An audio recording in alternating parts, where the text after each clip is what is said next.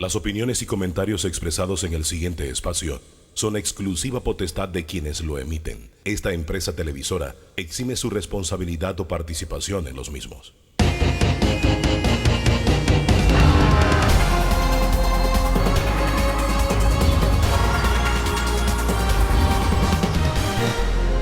Amigos, ¿qué tal? Tengan todos muy buenos días. Bienvenidos sean todos a Debate Abierto Dominical. Vamos a iniciar inmediatamente, no hay tiempo que perder, con el ministro de Salud, Luis Francisco Sucre. Gracias, ministro, por acompañarnos en este momento.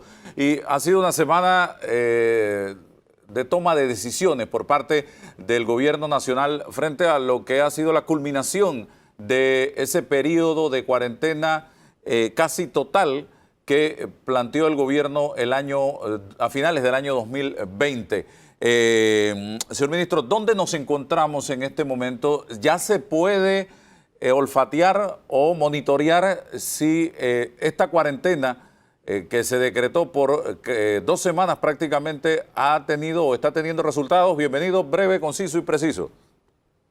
Muchas gracias. Primero que todo, muy buena a ti, Álvaro, y agradecerte la oportunidad que nos dan de dirigirnos a todo el país. Sí, en efecto, bueno, hubo razones más que discutidas. Todos ustedes vieron las cifras que tuvimos hace unas semanas atrás, hace casi un mes atrás, donde nos manteníamos en ascenso y nos obligó técnicamente a tomar decisiones difíciles para todos. Sin embargo, después de esa medida, ya hemos visto un descenso sostenido en lo que es la positividad, o sea, la relación entre la cantidad de personas positivas versus la cantidad de pruebas que estamos haciendo. Y vale la pena aclarar que nosotros, como gobierno nacional, como Ministerio de Salud, insistimos en mejorar y en aumentar la capacidad diagnóstica. ¿Qué quiere decir eso? Detectar más personas a través de la trazabilidad. Esto que estamos haciendo, lógicamente, ha llevado también a que aumente el número de personas detectadas. Y eso es bueno para el país, porque mientras más personas detectemos, más personas yo saco de la calle, les anuncio que son positivas y, por supuesto, deben de acogerse a su aislamiento y podemos buscar sus contactos. Hemos visto en los últimos días, Álvaro, gracias a Dios, un descenso en los números, principalmente, no solamente en la cantidad de positivos, sino más que nada en la positividad, en esa relación que yo te decía. Hemos disminuido levemente también la cantidad de muertes, lo cual nos tiene muy optimistas, y eso quiere decir que se están haciendo las cosas bien, que estamos logrando nuevamente un aparente control. Es muy prematuro para decir que esto está controlado. No está controlado todavía. Estamos logrando la disminución y eso nos lleva a reforzar más todas las estrategias que estamos implementando para llevar nuevamente la curva epidemiológica a niveles como lo teníamos hace unos meses atrás, donde llegamos a tener hasta un 9.6% de positividad. Oiga, hay cosas en el ambiente que lo observo mucho en las redes sociales. Uno, el tema de la gente no cree que se estén practicando 9, 8, 7, 13 mil pruebas diarias. ¿Cómo lo logran hacer? ¿Cómo se hacen esta enorme cantidad de pruebas? ¿Y qué tipo de pruebas se están haciendo, señor ministro? Otro de los aspectos, usted habla de muertes que se han disminuido, pero al mismo tiempo he estado en conversación con dueños de funerarias y con personas que trabajan en las morgues a nivel nacional y me dicen que ya están las morgues saturadas, tanto las públicas como las privadas. Se han regado imágenes de morgues con cantidad de cadáveres fuera de los compartimientos para meter los cadáveres.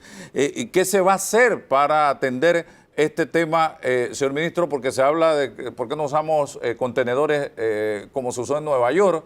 Y hábleme de todas de estas dos cosas. Sí, muy bien. Con respecto a las pruebas primero, que fue la primera pregunta. Nosotros, recuerden que hemos venido migrando de la primera prueba que se estaba utilizando aquí en Panamá, que era la PCR, que es la prueba considerada como el gold estándar todavía, es la que más seguridad tiene, menos margen de error tiene, pero esta prueba demora un poco. Nosotros una vez que entramos, fuimos entrando a estrategias de acelerar el proceso diagnóstico para poder dar respuesta y aislar lo más rápido posible a las personas que salían positivas y a sus contactos. Recordemos que la PCR demora solamente en procesarla hasta 3 horas, pero el problema no es el procesamiento, el problema es el tiempo que se utiliza en el transporte para llevarla al Gorgas o al laboratorio que esté acreditado. Eso entra en una fila de valijas de pruebas que están esperando todas para ser procesadas. Después el proceso es la misma y a veces realmente se estaba llegando hasta 6 y 7 días para poder tener el resultado. Entramos en un proceso rápidamente de evolución y comenzamos a utilizar pruebas rápidas. Estas pruebas rápidas nos dan la posibilidad de hacer un diagnóstico hasta en 15-20 minutos si se hace en el sitio.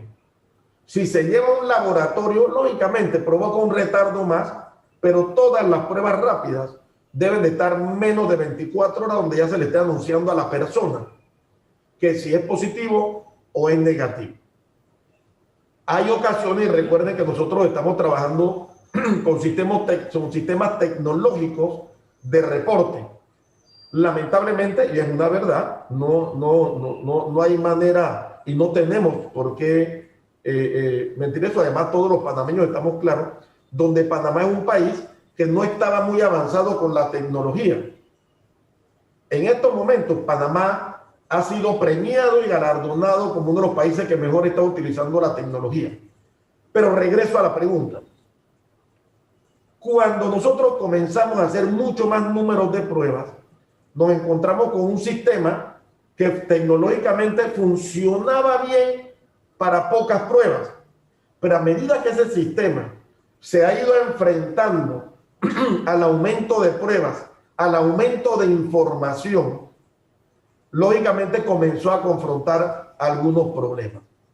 Frente a eso, lógicamente nuestro equipo también tuvo que adaptarse e independientemente de la capacidad del sistema, que la hemos ido mejorando junto con la AIG, que ha venido haciendo un trabajo extraordinario modernizando nuestro sistema y todavía no lo hemos logrado del todo, pero lo estamos haciendo.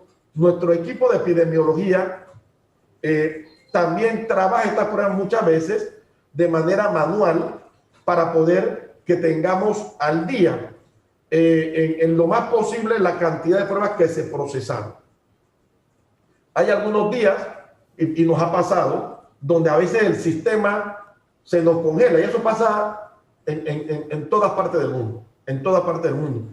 El sistema de repente se congela por una u otra razón, y a veces retiene cierta cantidad de pruebas y después nos la suelta.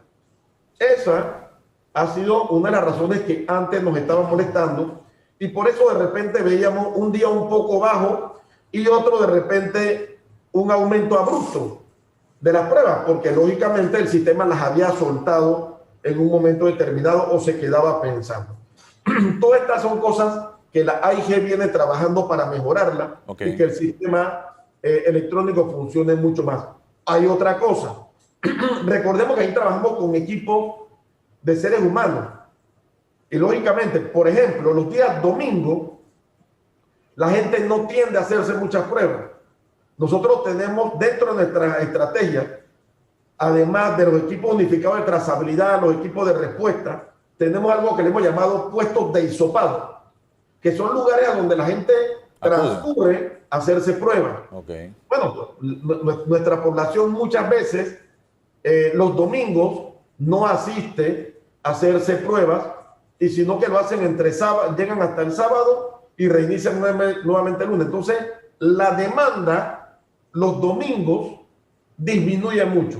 Okay. Entonces, es igual, los días que son muy lluviosos, la gente no asiste mucho a los puestos de hisopado, pero esto no es todo el tiempo. Entonces, hay varios factores, que es lo que quiero decirte, que provoca que haya aumento de pruebas de un día a otro. Ahora, y esto nunca va a ser exacto. Claro.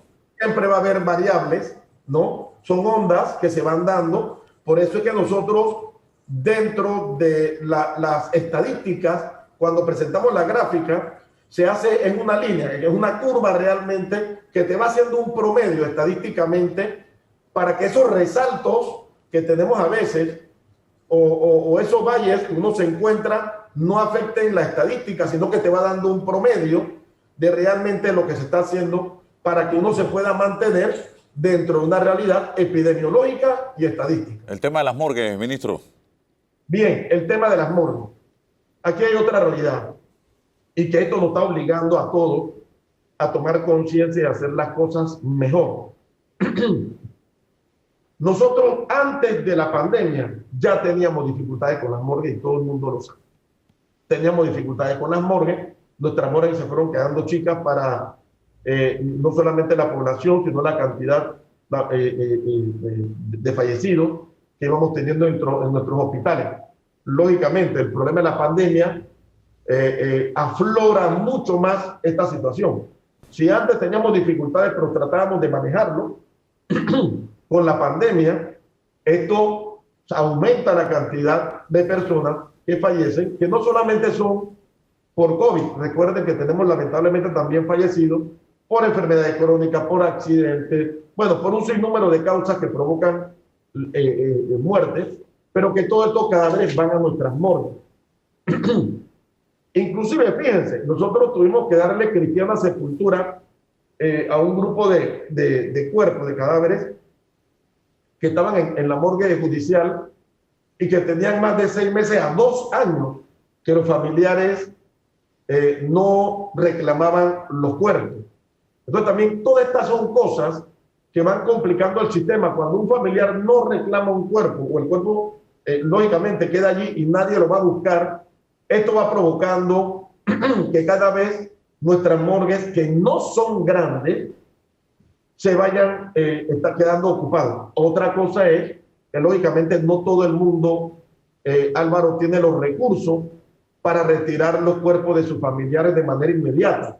Entonces hay veces que se le avisa a los familiares de la defunción y las personas que no tienen los recursos se demoran una semana, 15 días para conseguir los recursos y poder darle cristiana sepultura a su familiar como todos nos merecemos, y esto se le dificulta. Ahora, el gobierno nacional, como estrategia a esta situación, les ha dicho a todos los familiares y a todo el país que los cuerpos de las personas que están muriendo por COVID, debido a nuestra pandemia, el gobierno nacional los está ayudando para sufragar los gastos de cremación, de tal manera que los familiares no se vean golpeados económicamente, además, lógicamente, cónchale, de lo que es el golpe emocional de perder un familiar, además el problema económico que les está trayendo la muerte de alguien muy querido.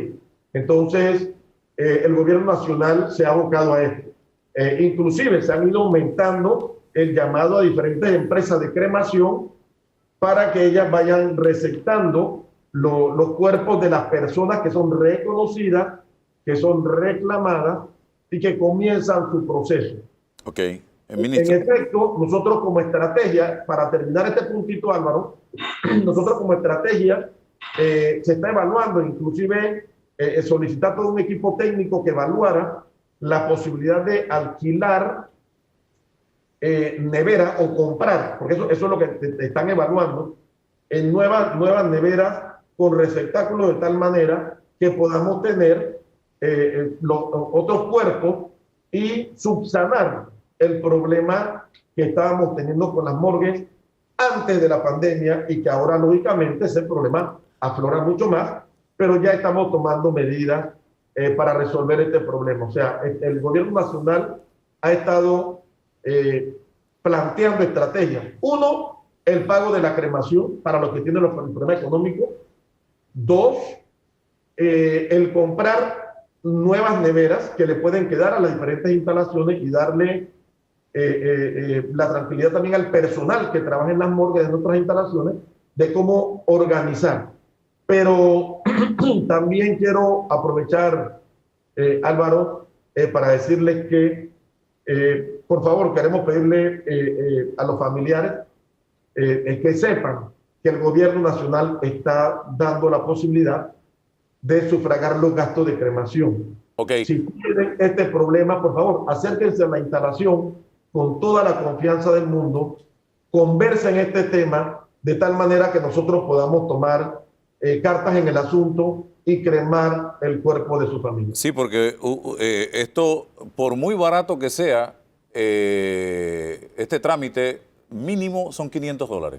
Mínimo, por muy barato que sea. Vamos a otras preguntas rapiditas porque el tiempo es nuestro principal enemigo. Un consejo, ministro, como interiorano, ¿por qué no hacer esa conferencia que se hace semanalmente también por provincia, utilizando los medios radiales de cada provincia con boletines específicos de la situación por corregimiento, por barrio, por distrito, pero a nivel provincial? Porque muchas veces se hace un planteamiento general en la conferencia y las provincias necesitan más información y más digerida. Pudiera hacerse con los directores regionales por provincia, coordinarlo bien, que las emisoras allá los martes también tengan, o el miércoles, ustedes decidirán, su propia conferencia en cada región para que ellos vean su propia realidad y no en el paquete grande que se hace los martes. Lo otro, el tema de la capacidad hospitalaria, porque yo hablo con médicos diariamente y me dicen no hay cama, no hay ambulancia, pero cuando vemos a las autoridades salen a darnos esperanzas de que todavía hay espacio y de que todavía se puede, y como que no hay congruencia entre lo que dicen los médicos que están en el campo de batalla y lo que dicen las autoridades. Ministro. Sí, así es, Álvaro. Sin embargo, y es normal, y nosotros no quisiéramos, de verdad, Álvaro, es una situación muy difícil, decirle a la gente que hay muchas camas, porque ese no es el mensaje que queremos mandar. Si bien los hospitales en estos momentos se encuentran saturados, porque esa es la realidad y lo hemos dicho todo el tiempo. Bueno, hay algunos hospitales en el interior, en algunas provincias, que realmente están mucho mejor que los hospitales de la capital, por ejemplo, donde todos están saturados, y otras provincias, como lo son ya Herrera, Los Santos, Veraguas, Coclé, que están mucho más llenos de personas, de enfermos por COVID y de enfermos no COVID, que ya están comenzando a tener dificultades. Sin embargo, cuando ustedes ven que damos las cifras, lógicamente estamos hablando de instalaciones que se han ido abriendo para poder resolver el problema de la demanda. Estoy hablando de, por ejemplo, en el caso nuestro acá, Figali, ahora tenemos el IPSE, donde estamos hablando posiblemente de Roberto Durán, donde los mismos hospitales, para ir resolviendo el problema, ponen en plan lo que nosotros llamamos planes de contingencia hospitalaria. Y ellos buscan la manera, según los planes establecidos, de ir utilizando áreas que no son de primera línea, como una sala de hospitalización, donde la convertimos entonces en una sala para poder resolver la demanda. Entonces, nuestros médicos tienen razón y nosotros lo hemos dicho. Señores, tenemos dificultades en los hospitales. Los hospitales están llenos. Lo que también es cierto es que el sistema de salud está preparado para ir absorbiendo la demanda y por eso hemos ido abriendo otras instalaciones a medida que la demanda va aumentando. Pero el que yo abra, por ejemplo, un Figali, no significa que eso va a resolver y se va a vaciar, por ejemplo, el complejo hospitalario, o se va a vaciar, por ejemplo, el Santo Tomás, porque esa no es la idea. Pero el sistema de salud está capacitado en estos momentos para ir absorbiendo la demanda, pero lo complejo de esto es lo siguiente. Cuando nosotros decimos que el sistema de salud se está organizando para ir a medida que la demanda va creciendo, no queremos mandarle un mensaje equivocado a la población diciéndole que podemos hacer y deshacer porque lo vamos a recibir, porque hay camas para todos. No, no, ese no es el mensaje. De verdad que no. Y no quiero que la población se confunda. La situación de salud en Panamá no está fácil.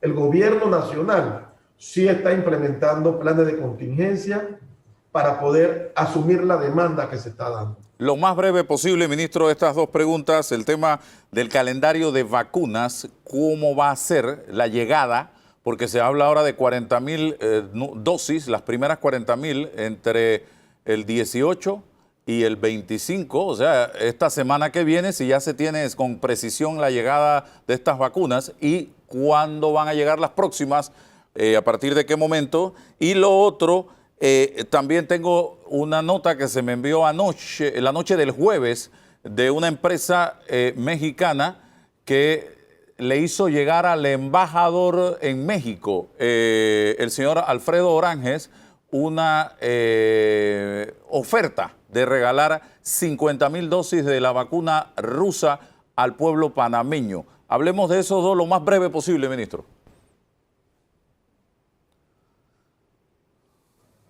Sí, muy bien. Con respecto a las vacunas, la información que nos da la Pfizer es el margen que ya usted muy bien acaba de decir, entre el 18 y el 25. Día exacto, hora exacta, todavía no la tenemos. La empresa nos ha dicho que una vez que ellos tengan todo listo ya para que el avión vaya saliendo o que tengan la carga que corresponde a Panamá para hacerla llegar, ellos nos dirán unos días antes para decirnos, señores, tal día sale la carga en tal vuelo para que le esperen a tal hora en el aeropuerto. Entonces, lo que sí es cierto, que nosotros ya estamos preparados para que nos digan que la carga viene mañana. Si la carga llega hoy o mañana, nuestro equipo está preparado para recibirla. Y eso es bueno que lo sepamos. Nosotros nos hemos preparado de tal manera que cuando recibamos la llamada, ya todo el mundo esté en su posición, todo el mundo sepa lo que hay que hacer. Además de que, por supuesto, ya tenemos un equipo que tiene vasta experiencia en lo que es la vacunación masiva. Entonces, la otra cosa es que la empresa nos va a ir entregando, entendemos, algunos días después nos van a estar llamando para decirnos cuándo salen a repartir las otras dosis de vacuna que le corresponde a los países con los que tengan compromiso, y ellos nos irán avisando cada que cierto tiempo y cuántas vacunas van a ir llegando. A medida que esas dosis vayan llegando, nosotros vamos a ir adelantando la fase como ya se le hemos presentado a ustedes a nivel nacional. Esas fases se van a respetar, se va a hacer en orden como siempre se ha hecho. Ya nuestro equipo, vuelvo y repito, el equipo logístico está preparado. Ustedes saben, inclusive ayer estuvimos haciendo algunos simulacros. Las provincias están haciendo sus simulacros, se están organizando por la característica especial nada más de que recuerden que esta vacuna tiene algunos elementos diferentes a las vacunas anteriores. Por ejemplo, la temperatura a la que se debe de mantener hasta 3 horas antes de comenzar la vacunación. Entonces, esas son cosas que han hecho que nosotros tomemos cartas en el asunto de lo que es la parte logística y entre todo también la cadena de frío, ¿no? Y después también que esta vacuna, lógicamente, se puede utilizar hasta 5 días después de haber sacado de su temperatura. Entonces, son cosas que uno tiene que guardar y que organizarse para que no nos salgamos nunca del margen que tenemos para operar. Bueno, cuando digo operar es vacunar, o sea, la parte de la operación, para vacunar en el tiempo que corresponde, con su cadena de frío y todo dentro de lo que se debe de hacer detalle por detalle. Ayer estuvimos haciendo un simulacro muy bueno. Nuestro equipo demostró una vez más estar preparado. Así que nosotros estamos esperando eso nada más, Álvaro. Okay. Que venga la vacuna para comenzar con nuestra fase. La otra pregunta de las vacunas rusas y la oferta. La vacuna rusa, ok.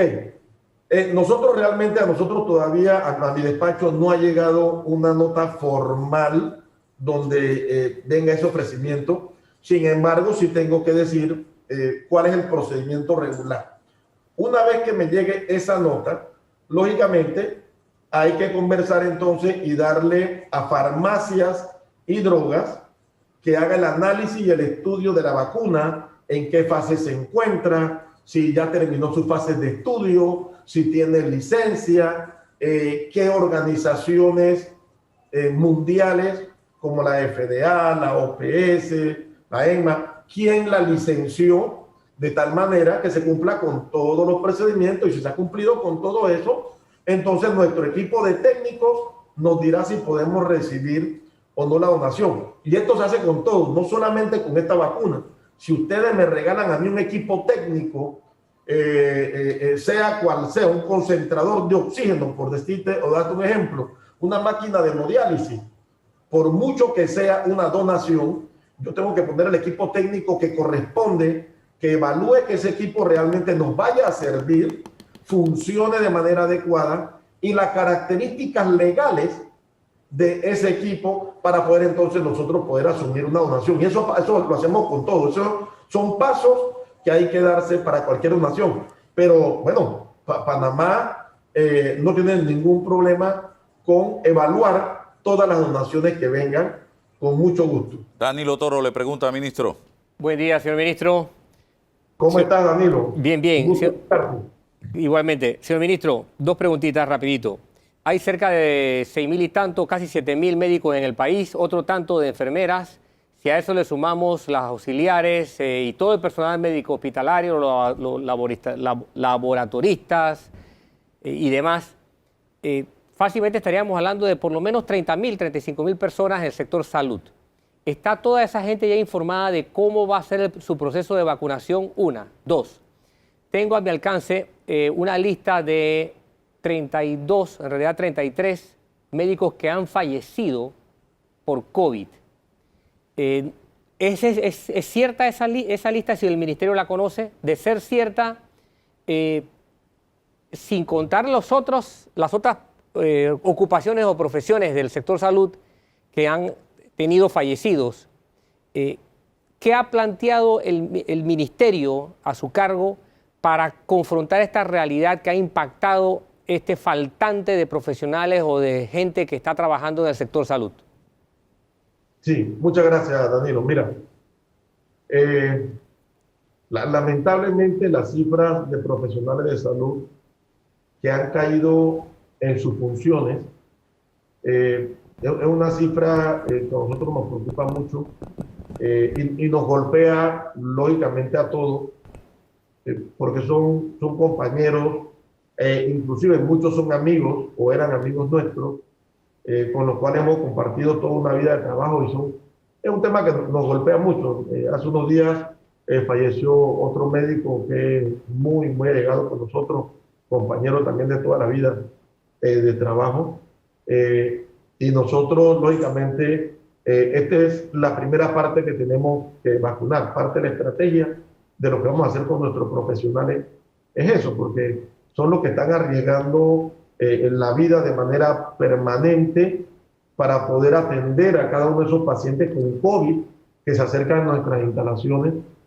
Y no solamente médicos, las enfermeras, tú mismo dijiste hace un momento una lista enorme de profesionales con mucho coraje y vocación, en donde todos los que estudiamos medicina o estudiamos para trabajar en salud, sabemos que este tipo de situaciones nos puede pasar porque estamos permanentemente confrontando enemigos infecciosos. Sin embargo, nunca nos preparamos para ver partir a un amigo o amiga, ¿verdad? Y mucho menos colaboradores, pero sí hemos estado tomando la presión del caso. Lo primero y lo elemental es darle a cada uno el equipo de protección individual que corresponde para poder poner las barreras que se necesiten para poder atender a estos pacientes.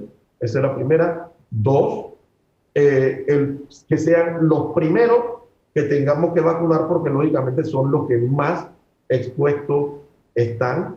Ya esto está organizado en cada hospital. Se va a vacunar primero, por ejemplo, por donde entran los pacientes. ¿Dónde es? cuarto de urgencia. Del cuarto de urgencia, todo el personal que trabaja en el cuarto de urgencia tiene que ser vacunado. De allí los pacientes con COVID pasan entonces a salas. Hay que vacunar a todos los compañeros del sistema de salud. Ojo, todo el equipo de salud que trabaja en las salas COVID son los primeros que tienen que ser vacunados. Y ya después, lamentablemente, el otro paso para las personas que se complican mucho más es, por ejemplo, los cuidados intensivos, que son la otra área de los hospitales que tienen que ser vacunados. Por eso ustedes ven que está dividido en una etapa o una fase A y la otra B. En la B, una vez que se vacuna a estas áreas de las instalaciones, entonces procedemos con el resto del personal de salud que también tiene algún grado de exposición por su tipo de trabajo, ¿no? Entonces, sí hemos tomado en cuenta a nuestro personal, lógicamente, y estamos muy, muy apurados a que lo antes que llegue la vacuna para poder darle más seguridad y, sobre todo, la capacidad de su sistema inmune de que en caso de que se ponga en contacto con este virus, pues su cuerpo pueda resistir y no llegue a la enfermedad. Bueno, ministro, muchísimas gracias. Le tengo un mensaje de la Asociación de Restaurantes de Panamá. Quieren ver si logran una reunión directa con usted, la gente, el señor Domingo de Ovaldía. Así que le dejo la pelota de su lado, porque dice que no se ha logrado una reunión directa con usted como ministro de Salud, cuando es Salud quien le corresponde ver todo lo relacionado con el tema de restaurantes. Hoy, ayer y siempre. Álvaro, antes de irme, yo tengo a mi jefe de Relaciones Públicas aquí, al licenciado Ari. Le voy a pedir que se comunique contigo y con mucho gusto nos reunimos con ellos. Hay un equipo realmente que está ayudándome a todo lo que es la atención de los diferentes sectores, porque como ustedes entenderán, nos es difícil realmente entre dirigir la batalla, sí, lo entendemos, contra el COVID, evaluar y trabajar todos los días con los diferentes regionales, con los equipos de trazabilidad. Nosotros estamos de frente dirigiendo toda la guerra, al igual que el señor presidente, que está todos los días metido en esto, y al mismo tiempo también queremos atenderlo a todos ustedes, y lo vamos a hacer con mucho gusto. Ari se va a estar comunicando contigo, de tal manera que podamos en algún momento coordinar esta cita, con mucho gusto. Nuestra intención es ver cómo ayudamos a todos, lógicamente poniendo por delante la salud de la población panameña, pero sí tratando de buscar siempre esa balanza. Álvaro, con mucho gusto, yo estoy a su disposición. Gracias, ministro. Vamos a la pausa, regresamos.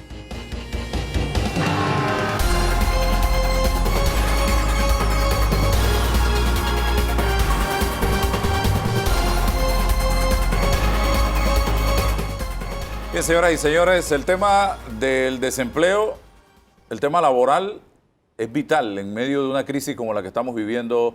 Danilo, tenemos con nosotros vía Zoom a la ministra de Trabajo y Desarrollo Laboral, Doris Zapata. Precisamente, ministra, muy buenos días, feliz año, primera entrevista de este año que la hacemos. Y la Contraloría habló que en el 2020 se habían perdido, aquí tengo apuntes, 289,000 empleos. Percibimos que hay más en este momento. No sé, usted nos dirá, pero en una economía como la nuestra, que genera unos 45,000 empleos anuales en tiempos normales, eso, si tiramos números, significa que nos tomará 6 años retomar el camino. Bienvenida. Gracias, Álvaro, y gracias por la oportunidad de compartir con ustedes esta mañana. Sí, en efecto. Mira, Álvaro, lo primero que quiero decirte es que el Ministerio de Trabajo acaba de cumplir 52 años, así que quiero darle un saludo muy cordial a cada una de esos funcionarios que se han mantenido 24/7 en cada una de las regionales, atendiendo y en la sede principal a cada uno de los usuarios. Tú sabes que esta institución es una institución que en estos momentos juega un papel importante porque definitivamente confirmamos la transversalidad de la responsabilidad que tiene este ministerio en diferentes temas. Y en efecto, la Contraloría General de la República, el Instituto Nacional de Estadística y Censo, pudo realizar la encuesta del mercado laboral vía telefónica. Esto nos arroja no solamente una cifra en función de materia de desempleo y de los porcentajes que habíamos estado manejando para el 2019, sino que también nos maneja una realidad y nos tira una realidad en el tema de la informalidad.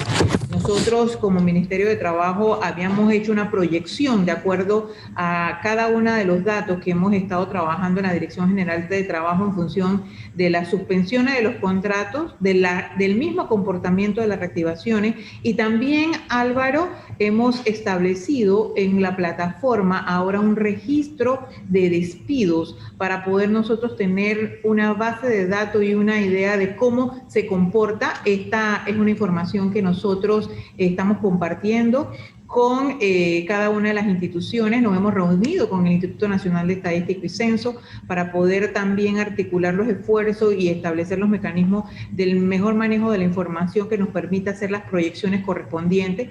Definitivamente para el año 2021 es las primeras medidas del primer trimestre en materia de salud han mermado la reactivación de los contratos y vamos a un paso medio, porque realmente hay que reconocer que el paso era medio. ¿Por qué? Porque no solamente las empresas deben cumplir con los aforos y con las medidas de bioseguridad, sino que también venimos en medio de una reactivación y de una recuperación de cada una de las actividades, y obviamente estas medidas impactan el primer trimestre, pero en efecto ayudan a que podamos nosotros seguir los controles en materia de salud en el país. La pregunta nuevamente, estamos hablando de una economía que genera 45.000 empleos en tiempos normales. Vamos a concretar, ¿cree usted que podremos recuperar el camino, el ritmo, cuando si sumamos y restamos esto nos puede llevar 6 años? Y también le hago la pregunta con mucha insistencia, porque me parece haber leído en el decreto del Ministerio de Trabajo un planteamiento de que en 6 meses las empresas estarían a un nivel de actividad económica similar al que tenían antes de la pandemia y podrían reactivar a todos sus trabajadores. No, Álvaro, nosotros en el decreto 229 que aprobamos en diciembre y que fue prorrogada su vigencia, establecíamos una hoja de ruta donde se establecía de manera porcentual y gradual la reactivación de los contratos. Y hicimos un análisis en ese momento en función no solamente del comportamiento de la economía en el país, hicimos un análisis en función de cada uno de los sectores y actividades económicas. El sector primario definitivamente es el sector que ha tenido menos efectos negativos, pero la realidad es cambiante, Álvaro. Nosotros la realidad que teníamos en agosto cuando aprobamos la ley 157 del 3 de agosto no fue la realidad que sostuvimos en noviembre. Una vez llegamos a diciembre también fue cambiando, y fue cambiando porque la pandemia y el comportamiento de cada uno de los síntomas de la salud y de cada uno de los contagios fue variando. Nosotros somos más positivos que plantear que es en 6 años. ¿Por qué? Porque hay sectores de la economía que nosotros hemos ponderado, en los que nosotros definitivamente tenemos que dirigir, no solamente a la juventud, sino también al sector profesional.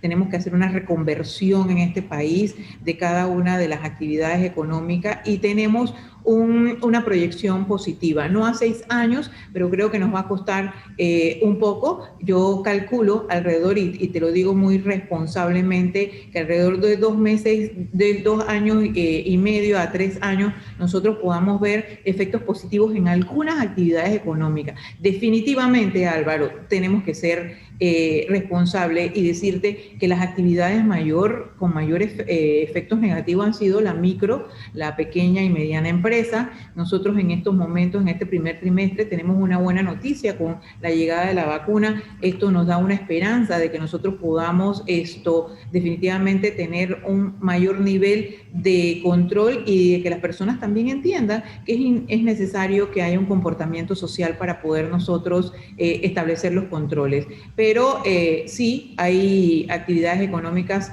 donde nosotros tenemos grandes esperanzas. El sector de la tecnología, la logística, el sector marítimo, son sectores importantes que nosotros tenemos que abordar, y por supuesto que nosotros seguiremos desde el gobierno nacional estableciendo las medidas que hemos estado reforzando. Mira, el gobierno nacional ha tomado medidas en inversión social, hemos tomado medidas a nivel de finanzas, hemos tomado medidas a nivel de reactivación de proyectos de infraestructura. Solamente en inversión social, el gobierno en Panamá Solidario y Recuperando Mi Barrio ha aportado 994 millones de dólares con el tema de Panamá Solidario. Esto nos ha permitido darle no solamente el vale digital a los trabajadores que tienen contratos suspendidos, hasta este momento alrededor de 147,000 trabajadores, sino también establecer los mecanismos de los bonos, de las bolsas de comidas, de atender a los lugares lejanos, inaccesibles, para poder nosotros garantizar la paz social, pero también para garantizarle mínimamente a cada una de estas familias que tengan acceso a una alimentación. Ok, usted habla de que las cosas van evolucionando, van cambiando. En diciembre, usted señaló también en una declaración que solo 3,000 empresas tendrían fondos para enfrentar la cesantía. Esto fue el 1 de diciembre del 2020. Por la crítica situación financiera por la que están pasando muchas empresas en Panamá, ha generado que no puedan garantizar los fondos de cesantía. Hoy día, ¿cuál es la situación un mes y medio después? ¿Y qué harán las otras empresas que no tienen para pagar si tienen que liquidar a sus trabajadores, señora ministra? Mira, Álvaro, yo te decía que es la cifra que habíamos nosotros, porque habíamos estado trabajando desde el Ministerio de Trabajo una iniciativa en función de la utilización de los fondos de cesantía. En esa iniciativa nos reunimos con la Asociación Bancaria, nos reunimos con varias instituciones para poder determinar si se podía establecer un proyecto en función de la utilización de este fondo. Lo que obviamente fue claro es que no todas las empresas cumplen con lo establecido y con tener este fondo de cesantía. A eso nos referíamos cuando hablábamos de estas 3,000 empresas, que son las que se veían reflejadas, y que, por supuesto, esto limitaba que nosotros pudiésemos establecer alguna medida en función de la garantía de la utilización de este fondo a cada una de las empresas en la relación obrero-patronal para poder avanzar. Una vez nosotros hicimos los análisis de varias opciones, entonces hemos estado estudiando no solamente el comportamiento de la economía, sino que hemos estado también revisando de manera coordinada con cada una de las instituciones la toma de decisiones. Mira, nosotros después del decreto 229 establecimos, y de la aprobación del decreto 231, que es el que nos rige en estos momentos y que va a ser prorrogado, que ya anunciamos la prórroga y subrogación de este decreto, porque la autoridad sanitaria ha establecido algunas medidas, no solamente de cierre de algunas actividades económicas en la ciudad de Panamá y Panamá Oeste, sino que también ha establecido medidas en algunas provincias. Nosotros establecimos también un mecanismo donde establecimos y le enviamos a cada una de las organizaciones, gremios organizados de trabajadores y de empresarios el proyecto de ley. Y se lo enviamos con la intención de también retroalimentar la información. Nos reunimos con el ministro de Economía y Finanzas, nos reunimos también con el Instituto Nacional de Estadística y Censo para poder ver este proceso gradual y porcentual de reactivación de cada una de las empresas. La realidad es otra hoy, Álvaro. Definitivamente que nosotros tenemos que mirar otras empresas que han estado sufriendo los embates de esta pandemia, el contagio y obviamente las diferentes medidas que por por decisión de salud pública hemos tenido que tomar como gobierno nacional y nos encontramos en un proceso donde entregaremos y haremos llegar, esperamos que antes de finalizar el mes de febrero podamos tener un proyecto de ley temporal que no solamente garantice a alguna de las empresas este proceso, sino que también garantice a los trabajadores una hoja de ruta, seguridad jurídica clara para poder nosotros retomar las actividades. Sí, Danilo Toro pregunta. Buenos días, ministra. Buenos días, Danilo. Ministra, todo indica que la asignación de cuotas porcentuales de contratos que se debieron haber ido reactivando a partir del principio de este año fue una medida que no cumplió el objetivo realista frente al sector patronal o frente a las empresas. Las empresas no estaban en capacidad de incorporar personal al que estaban. Mi pregunta va dirigida a qué cantidad o qué registro tienen ustedes de despidos que se dieron en el mes de diciembre. Porque ya dijo usted que la Contraloría hizo su encuesta telefónica, pero ese es un dato distinto, ¿no? Acá específicamente, si ustedes registraron una cantidad creciente de despidos en diciembre, dada la presión que había de enfrentarse a una posible incorporación de un personal que tenía contrato suspendido. Eso es una. Y dos, la otra tiene que ver también con el hecho de que incorporar a gente al mercado laboral depende de la política de inversiones que por un lado esté desarrollando el Estado y por otro lado la sensación o la facilidad de inversiones que se están dando en el sector privado. En este sentido, lo que el gobierno, la lista de inversiones que el presidente presentó a principios de este mes ante la Asamblea, ¿qué esperan ustedes que empuje en cuanto a la obtención de trabajos estables, no precarios, para la economía nacional? Con lo que el presidente presentó el día 2 de enero. 2 de enero. Sí, mira, Danilo, lo primero que debo plantearte es que el Código de Trabajo no establece una obligación del registro de los despidos. Nosotros hemos establecido en el Ministerio, en la plataforma digital, un registro. A partir del mes estamos recibiendo, a partir de la segunda quincena de diciembre, hemos estado recibiendo registro. Hemos registrado 4.379 despidos y en la misma plataforma te establece las causales. Si es por mutuo acuerdo, que es la mayoría de los despidos que hemos estado registrando, si son despidos en función de expiración del término del contrato. Entonces, esto nos ha dado esta cifra que hemos estado actualizando y que esperamos hacer el corte a mediados de este mes también debemos estar haciendo el corte para poder ir avanzando en este registro. Esto nos va a permitir a nosotros también hacer una proyección. Estamos instalando también acá en el Ministerio de Trabajo una ventanilla única que está integrada por varias instituciones. Además de nosotros estamos ANPYME, está IPACOP, está el INADE, para poder ir trabajando algunos programas que estamos planteando y para poder también facilitar no solamente a cada una de las personas que se acerquen a esta ventanilla única, poder dirigirlos si es a capacitación, si es a emprendimiento, sino también poder ir trabajando en cada uno de los programas que tenemos nosotros desde el Ministerio de Trabajo. Eso en función del tema de los despidos. Lo otro que me planteabas era en función de las actividades. Sí, el presidente el día 2 de enero presentó una lista de proyectos que el gobierno quiere empujar o que va a empujar desde este mismo año, de principio de este año. Para nosotros es estratégico. ¿Cuánto contabilizan ustedes de empleo exacto?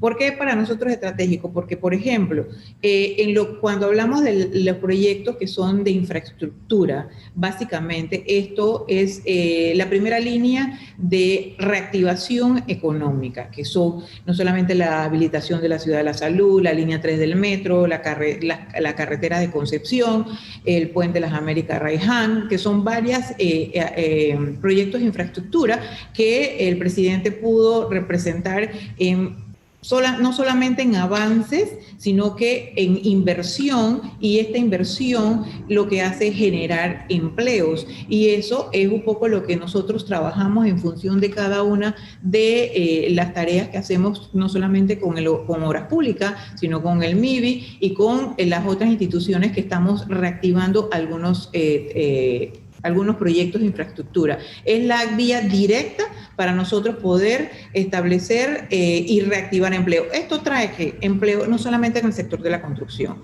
reactiva también ese sector de la venta de comida que está alrededor, establece la actividad también comercial. Obviamente, cuando hay flujo y hay activación económica y hay empleo, también hay actividad económica no solamente a nivel de la alimentación, sino también a nivel del comercio al por mayor y por menor, que ha sido una de las actividades también que mayormente han sido impactadas con los contratos suspendidos y que también han sido impactadas, por supuesto. Pero no prevén alguna cantidad, estiman alguna cantidad de empleo que estos proyectos prioritarios debieran producir o generar. Sí, nosotros hacemos la proyección por cada uno de los proyectos. Estos proyectos, una vez planteados con el Ministerio de Obras Públicas, que se hace la licitación, nosotros hacemos la proyección por proyecto y de ahí entonces vamos sumando. Te diría que en estos momentos no te puedo decir una cifra, porque los proyectos que presentó el presidente de la República eran alrededor de 12 proyectos de infraestructura pública. Tendría que hacerte la sumatoria para poder hacerte la proyección, pero sí hacemos la proyección por proyecto y obviamente para nosotros esto es estratégico e importante porque garantiza que nosotros podamos ir reactivando y podamos también crear empleomanía. Bueno, le agradecemos, ministra, su gentileza de compartir con nosotros en el día de hoy y en estos minutos aquí en Debate Abierto Dominical. Que tenga un excelente día. Gracias. Muchísimas gracias. Gracias, Álvaro.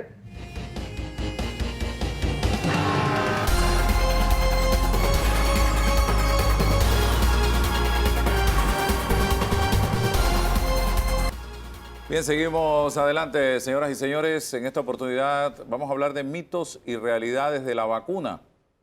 Está con nosotros una persona que tiene mucha información al respecto, el doctor Eduardo Ortega. Gracias, doctor, por una vez más permitirnos conversar con usted. Vamos a todo lo que se dice de la vacuna en este momento. Sería bueno brevemente una reflexión suya. Aquí se ha hablado de tantas cosas. Nos van a inyectar un chip para controlarnos, nos van a penetrar el ADN para controlarnos, nos van a esterilizar, esta vacuna nos va a generar un montón de problemas de parálisis facial, los alérgicos no pueden vacunarse. Le dejo estas 5 inquietudes que he visto con mucha insistencia en redes sociales de los antivacunas, para que usted le aclare a la población panameña.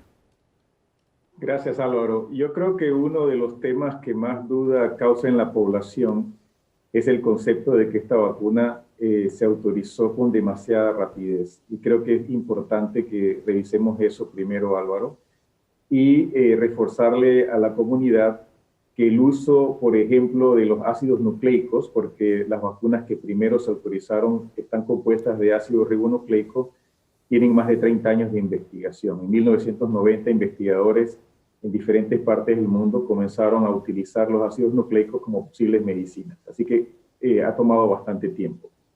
Luego tuvimos el primer brote epidémico de coronavirus en el 2002 y los investigadores comenzaron a desarrollar las primeras vacunas para coronavirus. Ese virus desapareció un año después. Los investigadores guardaron sus vacunas candidatas en los congeladores, pero en el 2012 tuvimos el segundo brote, conocido como MERS, y ahí nuevamente se reinicia el desarrollo de vacunas para coronavirus. Y ya tenemos entonces 17 años de investigación de vacunas específicas para coronavirus. Pero hay otras razones por las cuales esto se ha acelerado. Uno es, hay una inversión gigantesca de dinero. Hay más de 10.000 millones de dólares invertidos, y eso hace que las compañías biotecnológicas y farmacéuticas aceleren ese proceso de autorización de las vacunas. Entonces, esto no tiene un año, esto no tiene 10 meses, esto está cimentado sobre bases científicas muy sólidas. Y otra cosa importante, Álvaro, en septiembre del año pasado, se resumía un poco el número de estudios y sujetos participando en estudios, y en aquella época se hablaba de cerca de 300.000 sujetos participando en estudios de investigación en 34 países diferentes para un número importante de más de 60 vacunas que estaban en estudios clínicos. Así que no es una sola vacuna, son muchas y son diferentes tecnologías. Cerrado el tema de que hay detrás de esto bases científicas muy sólidas, creo que podemos contestar el resto de las preguntas. No nos van a insertar un chip, no es posible insertarte un chip a través de una vacuna. Eso es totalmente sin ninguna base científica. Las vacunas son seguras. Hoy tenemos datos de 3 vacunas autorizadas por autoridades internacionales de referencia, la Agencia Europea de Medicamentos, la Agencia Federal de Medicamentos de los Estados Unidos de Norteamérica, la Agencia Canadiense, la Agencia del Reino Unido, ya han autorizado por lo menos 3 de estas vacunas y tenemos datos de que son seguras. ¿En qué son seguras? Bueno, no se han presentado eventos severos. Los que más han llamado la atención son las reacciones alérgicas, que de hecho se detectaron en Inglaterra inicialmente en 2 personas que tenían historia de alergias muy severas. De hecho, estas personas fueron a vacunarse con su medicina, que no es más que adrenalina, que se tienen que inyectar en caso de que desarrollen una reacción alérgica. Los datos del Centro de Control de Enfermedades de los Estados Unidos de Norteamérica, de cerca de los 2 millones de personas iniciales que se vacunaron, nos dicen que la frecuencia de eventos adversos es 0.2%, y que no hay ningún evento adverso que no haya sido reportado en los estudios de investigación previa. En relación a las alergias severas, hoy sabemos de esos datos iniciales que las anafilaxias, que son las que se asocian a dificultades respiratorias, caída de la presión, edema de faringe y todas esas manifestaciones severas que se pueden presentar con la anafilaxia, se presentan en 11 personas de cada 1.000.000 de personas vacunadas. Eso significaría que en nuestro país, si vacunáramos a 4 millones de panameños que no son elegibles todos, nosotros esperaríamos aproximadamente 44 episodios de anafilaxia. Y pues ninguna de las anafilaxias reportadas en Estados Unidos y Norteamérica han causado la muerte de ninguna de estas personas. Han sido tratadas y se han recuperado rápidamente. ¿Qué es importante, Álvaro? Que cuando te vacunes, si tienes historia de alergia severa, en particular alergia a medicamentos inyectables, compartas con la persona que te va a vacunar esa información para que sepa que si hay algún tipo de manifestación inmediata, te puedan manejar inmediatamente. Tienes que quedarte en el sitio de vacunación 30 minutos, porque se ha encontrado que el tiempo promedio de que se presenten estas reacciones severas son 15 minutos, ¿sí? Es casi inmediato. Pues lamentablemente lo que sabemos el día de hoy es que el 90% de las personas que han desarrollado anafilaxia son mujeres. No sabemos por qué. En ese momento se estaban vacunando más mujeres en Estados Unidos y pudiera ser que debido a eso, ese 90% son mujeres, pero ya se ha rastreado uno de los componentes posibles de las alergias que está en las vacunas de ácido ribonucleico, y si tienes una historia de alergia severa o desarrollas una anafilaxia, te pudieras vacunar con alguna de las otras vacunas.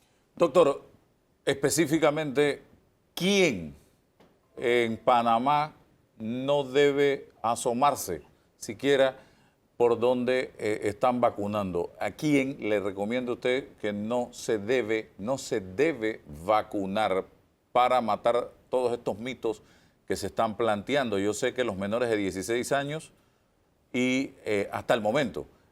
Exactamente. Y las no mujeres, hay datos y las de mujeres embarazadas, investigación. no sé, dígame usted.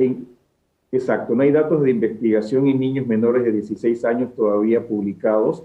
Los estudios se están realizando ya entre los 12 y los 16 años de edad, y dentro de poco van a iniciar estudios entre 5 y 12 y en niños menores de 5 años de edad. Hoy solo hay dos contraindicaciones absolutas. Uno sería alergia a uno de los componentes de la vacuna.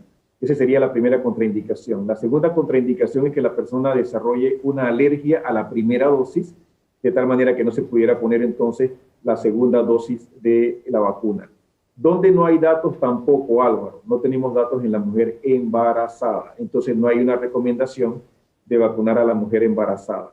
Sin embargo, hay una discusión abierta entre expertos de que mujeres embarazadas en profesiones de alto riesgo deberían de conversar con su médico y tomar una decisión en conjunto con el médico y el programa de vacunación. Pero la recomendación el día de hoy es no vacunar a mujeres embarazadas.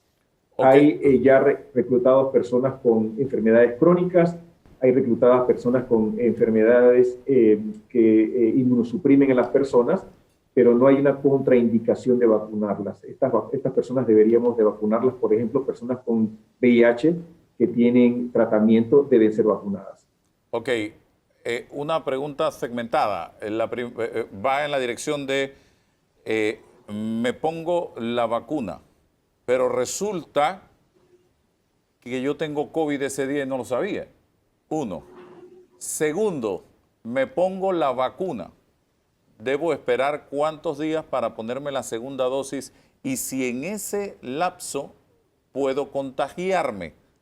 Tercero, me pongo la primera y la segunda. ¿Puede darme el COVID inmediatamente me haya puesto las dos dosis de la vacuna? Adelante, doctor. Gracias. En Panamá hay 3 vacunas acordadas. Son 2 dosis para 2 de ellas ya claramente identificadas. Una tiene 3 semanas de diferencia entre la primera y segunda dosis. La otra tiene 4 semanas de diferencia entre la primera y la segunda dosis. Y la tercera vacuna es una sola dosis, que es la que vamos a utilizar en lugares inaccesibles. Si te vas a vacunar y ya estás incubando el virus, la vacuna no te va a proteger porque ya tú estás en el proceso en que el virus se está multiplicando dentro de tu cuerpo y la vacuna necesita tiempo para comenzar a funcionar. El tiempo que la vacuna necesita para comenzar a funcionar es de aproximadamente 12 a 14 días, porque necesita activarse tus células y necesitas comenzar a producir anticuerpos, y esos anticuerpos tienen que llegar a un nivel que te debe de proteger. Entonces no te protegería si ya estás incubando, no está contraindicada, no sería un problema, y cuando te recuperes de esa infección, tienes que ponerte entonces la segunda dosis de la vacuna, y se ha recomendado que deberías de esperar aproximadamente 3 meses si te infectaste y sabes que estás infectado. Esa es la primera pregunta. La segunda es que esta vacuna, como yo mencionaba, comienza a actuar a los 12 o 14 días, y esa primera dosis ofrece ya protección en ese momento. La protección que sabemos que ofrece es de aproximadamente 50%, o sea, reduce el riesgo de que tengas enfermedad con síntomas en un 50%. Pero no te puedes quedar con una sola dosis porque, uno, no sabemos qué tiempo va a durar la protección con esa única dosis, y otro, no tendrías el poder completo que te daría la segunda dosis, y ese poder completo es 95% de eficacia. Y ese 95% se logra una semana después de la segunda dosis.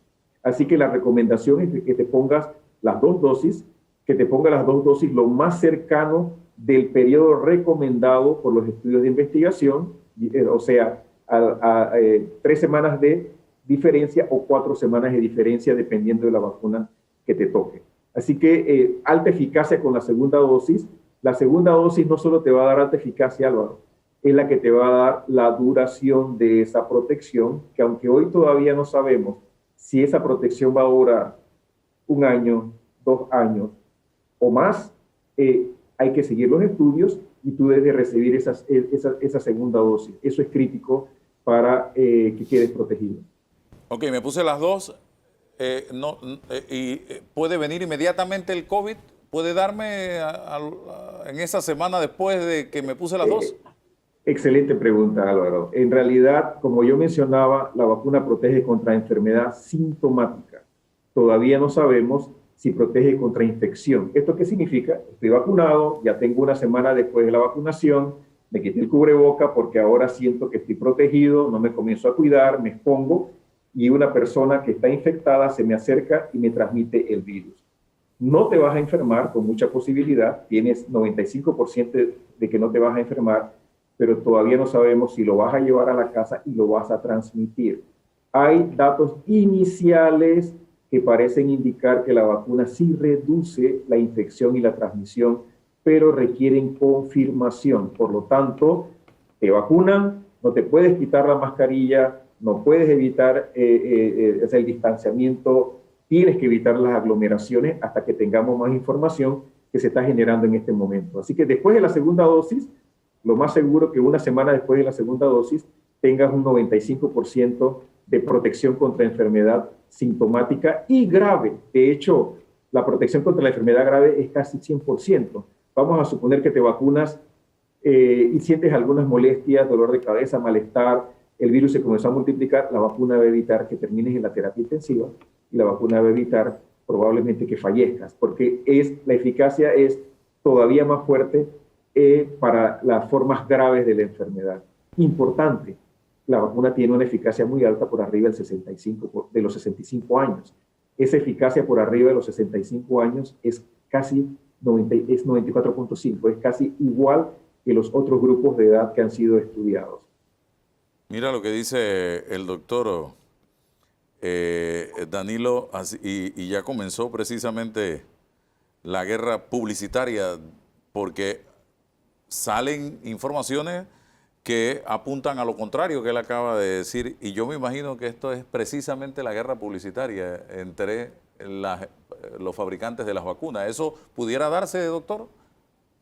Bueno, tienes varias compañías que ya han sido las vacunas autorizadas por autoridades de referencia internacional y tienes otras vacunas que han sido autorizadas por autoridades de países, como por ejemplo Rusia autorizó su vacuna, China autorizó ya 2 de sus vacunas, todavía no han sido autorizadas por la EMA, por la FDA, por la OMS, y de hecho creo que una de las limitaciones que tenemos es que todavía no tenemos información total, compartida y publicada. Creo que de hecho la vacuna de Sinovac, que recientemente en Brasil se compartieron los datos, fue bastante la información que se compartió de esa vacuna en Brasil, pero ellos tienen estudios en otras partes del mundo. Álvaro, somos 15.000 millones, somos 7.000 millones de habitantes en la Tierra, vamos a necesitar 15.000 millones de dosis de vacuna. Las vacunas que tenemos autorizadas el día de hoy no van a ser suficientes para vacunar a toda esa población. Necesitamos más vacunas, necesitamos más estudios de investigación. Las que tenemos no van a ser suficientes. Hay discusiones de, bueno, ya hay vacunas autorizadas, ¿por qué no paramos todos los estudios de investigación? Eso no es posible. Hoy las compañías están anunciando, una de ellas anuncia que puede producir 1.000 millones de dosis de vacuna, la otra anuncia que puede producir 3.000 millones de dosis de la vacuna, la otra 1.5 billones de dosis de vacuna. Si todas las sumas, y hemos hecho esa matemática previamente, tenemos aproximadamente 7.000 millones de dosis de vacunas que pudieran estar disponibles si no hay una alteración de la capacidad de producción y suministro, y esos 7.000 millones no alcanzarían para los habitantes que tenemos en la Tierra. Así que los estudios tienen que continuar, tienen que haber más compañías, necesitamos más vacunas y rápido. En eso nos va a ayudar COVAX, que tiene un portafolio de 9 vacunas en proceso de investigación. Danilo Toro. Buen día, doctor. Doctor. Buenos días. Algunas preguntitas. Bueno, ya quedó claro que un individuo que esté vacunado y que a su vez esté colonizado no se sabe si puede transmitir. Eso fue lo que entendí de la explicación que le dio a Álvaro hace un momentito. Ahora, yo tengo otra pregunta, doctor. Estas vacunas todas tienen permiso por razones de urgencia, lo cual implica que están todavía bajo estudio. Bien, estando bajo estudio, ¿cómo se resuelve en Panamá lo pertinente al consentimiento informado de la población? Porque son vacunas bajo estudio. Yo he observado que hay países en Europa en el que este ha sido algo que ha letargado mucho, ha demorado el proceso de vacunación. Y por ahí mismo le lanzo la segunda pregunta que está vinculada a esto. En la gran mayoría de los países, la vacunación no ha cumplido con el objetivo de tiempos que se han planteado. En la inmensa mayoría. Hay muy pocos como Israel que realmente llevan un ritmo de vacunación espectacular. ¿Qué implicaría para un país como el nuestro esta experiencia de decirse, bueno, tenemos un plan de vacunación, está todo listo, pero en la vida real, en la vida práctica, resulta que las cosas no están saliendo como se previeron? ¿Qué sorpresa podríamos encontrarnos en este país? Gracias, Danilo. Volviendo a lo de si evita o no la transmisión, hay evidencia inicial de que sí puede evitar la transmisión, pero hay que continuar los estudios. Eso es lo primero. Lo segundo, sí, hay una diferencia entre autorización y licencia. Y la FDA claramente estableció que estaba autorizando las vacunas para uso de emergencias. Cuando uno está en una situación pandémica como la que está enfrentando el mundo y tienes 90 millones de casos y ya casi 2 millones de muertes y no tienes una solución inmediata, se define en la FDA cuáles son los parámetros en los cuales ellos autorizarían. Y uno de esos parámetros, lógicamente, es que la vacuna tiene que ofrecer un beneficio superior al riesgo teórico que la vacuna pudiera tener. Y en este sentido, evitar enfermedad, evitar muerte en el medio de una pandemia cumple con ese requisito. El otro requisito, lógicamente, es que la vacuna sea segura, y por eso se han hecho esos estudios tan grandes que yo mencionaba al principio, y se cumplió con el tiempo que la FDA estableció, que era que por lo menos el 50% de los sujetos en los estudios fueran seguidos por 2 meses, porque los eventos secundarios severos, autoinmunes, en ocasiones que se presentan frecuentemente o normalmente en las primeras 6 semanas después de que la persona ha sido vacunada. Eso también se cumplió. Había que cumplir que no había una solución preventiva para las vacunas cuando estos estudios terminaran de reclutar y presentaran su información. Con esto también se cumplió, porque los estudios lograron reclutar y demostrar que eran seguros y altamente eficaces. Así que todos los requisitos de autorización se cumplieron en el marco de una situación de emergencia en salud. Y eso es importante, razón por la cual esta vacuna solo va a ser entregada a los programas de inmunización de los países. No puede ser comercializada como tú comercializas una vacuna normalmente porque no está licenciada. ¿Qué se requiere para que se licencie la vacuna, Danilo? Se requiere seguir la vacuna durante más tiempo. ¿Por qué? Tenemos que saber qué tiempo duran los anticuerpos, en qué momento comienzan a disminuir, si es que disminuyen, pero hay otras cosas que tenemos que saber. ¿Qué hemos reclutado? Personas obesas, hipertensas, diabéticas, mayores de 70, mayores de 80, mayores de 90 y diferentes grupos raciales, y esa información específica de cada uno de esos grupos todavía no los tenemos. Por lo tanto, los estudios tienen que continuar, y cuando se cumpla con ese tiempo de seguimiento y podamos check, pacientes con VIH, por ejemplo, pacientes inmunocomprometidos, entonces la vacuna cumple con los requisitos para ser licenciada, y en ese momento la vacuna estaría disponible para ser comercializada como se comercializan las vacunas en cualquier otra parte del mundo. Los retos logísticos son grandes, Danilo, ¿no? Es correcto lo que tú mencionas. Estados Unidos y Norteamérica estaba planeando vacunar 20 millones de personas para finales del año pasado, diciembre 31. Bueno, en realidad llevan al día de hoy aproximadamente 12 millones de personas. O sea que van por la mitad de lo que ellos pensaban hacer, y tienen 2 vacunas. Una que se almacena a menos 80 y una que se almacena a menos 20. El problema que ellos tienen en Estados Unidos y Norteamérica es que su estrategia de vacunación no está centralizada. Cada estado tiene su propia estrategia, y cada estado está implementando lo que cree que le funciona. ¿Qué tenemos en Panamá? Creo que tenemos uno de los mejores programas de vacunación de la región. Creo que tenemos un programa centralizado con mucha experiencia, un programa que vacuna a adultos mayores para influenza cada año con mucho éxito, vacuna a adolescentes también con mucho éxito, y vacuna a otros grupos de edad, infantes y mujeres embarazadas. Creo que tenemos que aprender, yo creo que tenemos que ser humildes, y cuando nos lleguen las primeras dosis, tenemos que entonces implementar ese proceso de vacunación y aprender rápidamente y seguir a los que están siendo exitosos, como Israel, que tú bien mencionabas, que han vacunado en aproximadamente un mes 25% de la población. Ellos son 9 millones de habitantes, es el doble de lo que nosotros tenemos en Panamá. Tienen un sistema también centralizado, digitalizado totalmente. Ellos pueden seguir a través de esa digitalización del sistema de salud y de su sistema de vacunación todos esos grupos prioritarios, y pues tienen un sistema de salud altamente tecnificado. Creo que la estrategia panameña se va a poner a prueba. Creo que tenemos las condiciones para ser exitosos. Tenemos 4 vacunas con dos temperaturas diferentes, con 2 esquemas de dosis diferentes, un número importante de dosis de vacunas. ¿De qué dependemos, Danilo? Que las vacunas lleguen en las cantidades que se acordaron que deberían de llegar.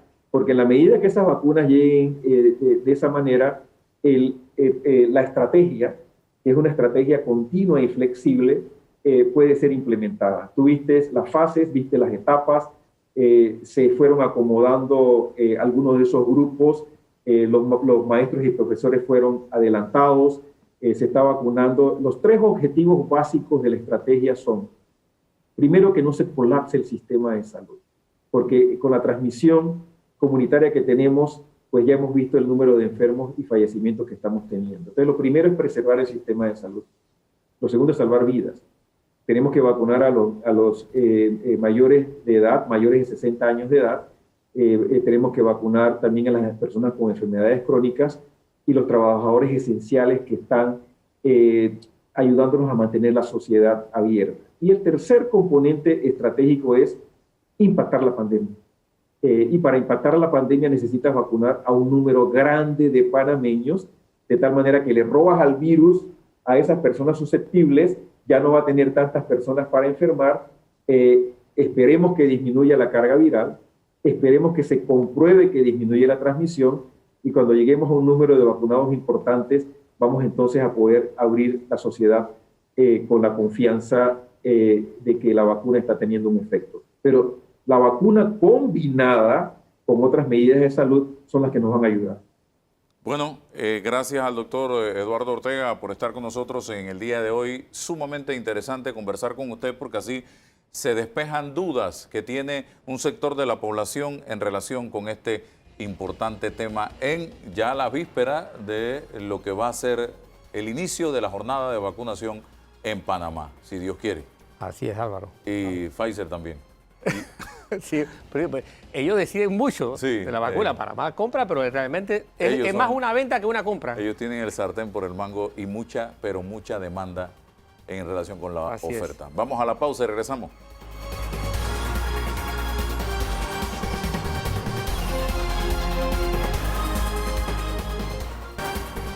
Señoras y señores, uno de los graves problemas a que se enfrenta un importante número de panameños, para concentrarnos en el país específicamente, es el relacionado con los trastornos emocionales. Nos acompaña en esta oportunidad la doctora Elvia Dorsey. Ella es médico psiquiatra, coordinadora de la línea de asistencia de salud mental del Instituto Nacional de Salud Mental. Doctora, yo hice una especie de sondeo en las redes sociales donde planteaba una pregunta: ¿qué trastornos emocionales ha causado en usted esta pandemia que se inició aquí en Panamá en marzo del 2020? Y he recibido muchísimos comentarios de situaciones que está viviendo la gente en este momento y que me imagino que usted maneja a diario también a través de esta línea telefónica con su equipo de trabajo. Se habla de estrés, de falta de sueño, de ansiedad. Hablemos de esto, doctora. ¿Cuáles son los principales problemas? Bienvenida. Muy buenos días. Mira, vamos a ubicarnos primero en tiempo para que las personas entiendan más cómo esto se originó, cómo esto se desarrolló, ¿verdad? Nosotros iniciamos en marzo, el Instituto Nacional, una atención en la cual se habilitó un lugar y se hacía una serie de triaje en donde se estaban atendiendo a toda la población, a todo el mundo que llegaba. De ahí se vio la necesidad de que había gente que no podía movilizarse, porque ya estábamos en este sentido en la contención, que no podíamos salir. Y comenzamos nuestra línea de asistencia social a partir de abril. Al inicio, las llamadas eran más con orientación de la cuarentena. Nos preguntaban qué era esto, por qué era esto. Las personas no tenían conocimiento. Dentro de esta cuarentena, a medida que la cuarentena fue avanzando, ahí fue surgiendo las ansiedades. La gente estaba ansiosa. ¿Por qué? ¿Qué es lo que es la ansiedad? Para que entendamos mejor. La ansiedad es un miedo que el cerebro detecta que él está en peligro y, lógico, pone todo un andamiaje interno para protegerse. Y es ahí donde vienen esta serie de síntomas que nos aparecen. Mucha gente no dormía, comenzó a comer demasiado, comenzó a dormir demasiado, a caminar, a querer salir. Ciertas alteraciones de conducta. Después de esto también, ¿qué nos llegaba?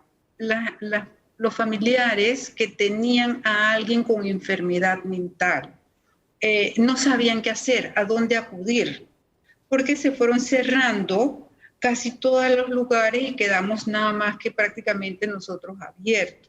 La población no tenía. Y eso a su vez también creó en estos familiares de personas con enfermedad mental, creó ansiedad. Posteriormente, ya vinieron a desarrollarse y a establecerse más lo que son las depresiones. En el interín de no saber a qué nos exponíamos, a estar que no podíamos salir, que habíamos perdido trabajo, que no teníamos la entrada a la que estábamos acostumbrados, nos aparecieron las ideas de hacerse daño, ideación autolítica. Dentro de estas ideaciones autolíticas hay unas en la cual nosotros podemos hacer una intervención como eran estos señores mayores que la familia, con este amor que había quedado cada uno en su sector, en su lugar, en su casa, lejos de esta persona, y generalmente eran adultos mayores, señores de 73 hasta 82 años que nos llamaban a la línea porque no sabían de sus hijos no iban a verlo, no tenían comida y no tenían a quién recurrir. Entonces nosotros tuvimos que hacer el enlace con no solamente con estos señores, sino agarrar el número de teléfono de ellos, llamar al familiar, que ellos nos dieran un número de su familiar, entrar en contacto con los hijos, los hermanos, para que ellos fueran a verlos y tener este seguimiento de caso, cosa que este adulto mayor no se fuera a hacer daño. Otro dentro de las ideaciones que nos dio bastante, éramos profesionales jóvenes que eran independientes y de repente todo se cerró y ellos no tenían cómo laborar. Entre esos estaban los abogados, que fue una de las profesiones que más llamados recibimos, en la cual ellos tenían situaciones en la cual ellos tenían una familia, tenían hijos pequeños, todavía los colegios estaban cobrando, no tenían cómo pagar este colegio, cómo hacerle frente a las necesidades de las casas y no tenían salida. Entonces tuvimos que hacer intervenciones con estas personas de la comunidad. Entonces, como usted ve, esto ha ido, a medida que ha ido esto caminando, han ido apareciendo pues diferentes tipos de patologías. Doctora, dentro del mental. Doctora, hablaba con un abogado hace unos días y me decía que el COVID no solo se está llevando a personas vía la enfermedad, sino que muchas personas han tomado la difícil y fatal decisión de quitarse la vida durante casi estos 10 meses de pandemia en nuestro país, y muchas veces lo desconocemos. Y segundo, veo y percibo en las redes sociales, en este sondeo que yo realicé, mucho miedo. Miedo a perderlo todo, miedo a enfermarme, miedo a morir, miedo a quedarme sin trabajo, miedo a no conseguir trabajo. ¿Y quién tiene más miedo? Veo que muchos de nuestros jóvenes están siendo severamente afectados porque no ven futuro frente a la situación que estamos viviendo. Hablemos de eso, de esos dos temas, doctora. Sí, cómo no. Esto es lo que le digo, todo esto es el resultado de todo esto que estábamos viendo, con estos jóvenes profesionales, cuando se cerraron todas estas fábricas, los almacenes, todas estas que son, pues que la gente laboraba, las Cortes Supremas no estaban trabajando, y estos que eran independientes, y también las grandes firmas de abogados. Hubo que dispensar a muchos y comenzaron a dispensar, fueron a estos abogados jóvenes, ¿verdad? Con menos tiempo, menos trayectoria. Y estos jóvenes, como todas personas, tenemos responsabilidades. Había un hogar que mantener, una casa. Entonces, a toda esta población, nosotros éramos lo que les llegábamos a través del teléfono, porque muchas veces a las personas les es más fácil hablar, decir lo que le está sucediendo por cuando no lo estamos viendo, porque yo estoy preservando mi identidad. No saben quién soy, el día de mañana puedo aparecer en las redes, en cualquier parte, y la gente no sabe por lo que pasé. Dándole esperanza, ubicándolos, que no eran solamente ellos los que estaban pasando esto, orientando dónde se podía ir a conseguir alimentación, dónde se podía conseguir algún tipo de respaldo, y ubicándolos que esto era algo que alrededor de todo el mundo, no solamente Panamá, no solamente ellos, todo el mundo no sabíamos con qué nos estábamos enfrentando. En algunos hacía efecto, en otros ya tuvimos que tratar de que buscaran lo más cercano posible una ayuda de un médico psiquiatra para entrar en tratamiento, o que viniesen a la institución que nosotros les damos el tratamiento. En esa época nosotros estábamos dando, como le digo, con lo que se abrió, pues le estábamos dando los medicamentos, por lo menos el primer mes de tratamiento, y así nos fuimos yendo para que esa población no cayera en esta depresión severa, que llevada a una depresión severa, usted sabe que uno de los caminos era quitarse la vida. Y con eso se ha tratado de contener mucho el desenlace fatal, ayudándolos también. Busca dentro de lo que puedes estilo de vida saludable, inventa hacer algo. No podemos ni hacer ejercicio afuera, vamos a ver en qué cantito de tu casa tú puedes colocarte, porque casi todo el mundo en Panamá tiene un celular.